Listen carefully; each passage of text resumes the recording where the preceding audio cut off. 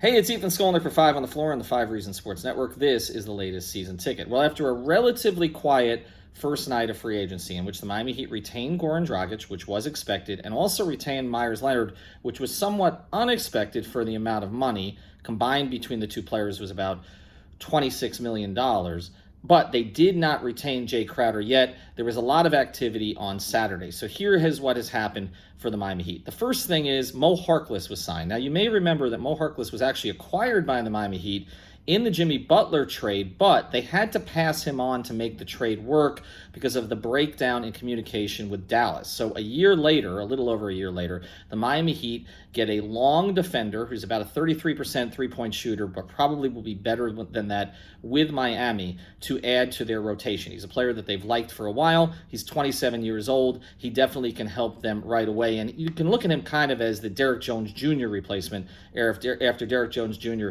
left for Portland. And of course, Mo Harkless has played with Portland. The other player that they acquired was a name we really hadn't heard a lot about, but he was with the Lakers last year, did not play in the bubble for them, but Heat fans remember him from his days with Boston, which is Avery Bradley. Now, this is a point-of-attack defender, which is something that the Heat needed. He's younger than Wes Matthews by about 4 years, and of course, the Heat were interested in Wes Matthews, and this is another player that Jimmy Butler wanted to bring to the team. So this was a clear need. When you looked at Matthews, you look at Bradley, those were the types of players that they needed to stop, basically, ball handlers from getting into the paint.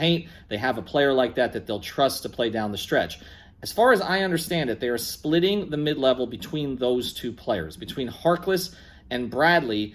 That also means that Jay Crowder is gone. Now, they tried to keep Jay Crowder, but he wanted a second guaranteed year. The Heat were not going to give it to him. As it turns out, he ended up getting 3 years with Phoenix. I'm not sure if that third year is a team option or not, but the point is this.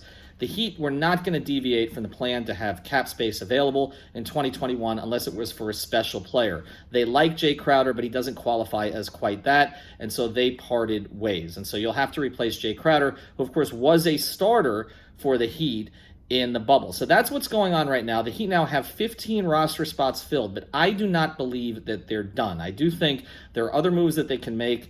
If I were Kelly Olynyk and Kendrick Nunn, I wouldn't get all that comfortable. I would also look at some of the other players around the league that we've talked about for possible trade talks. Could you still get in on LaMarcus Aldridge? Could you still get in on Victor Oladipo? I still think the Heat have one more semi-major or maybe even major move to make here. I do not believe that they're finished. I know the tax line is a concern. The bigger concern is the number of roster spots, but they also could buy out someone like Chris Silva if they had to do that. So, again, stay tuned. But for right now, they add Harkless, they add Bradley, they've lost Crowder, they've also, they've lost Derrick Jones Jr., and they've retained Myers Leonard and also Goran Dragic. We'll have more on this on our streams. Check that out on our YouTube channel. And, of course, we will do a podcast on Sunday night on 5 on the Floor.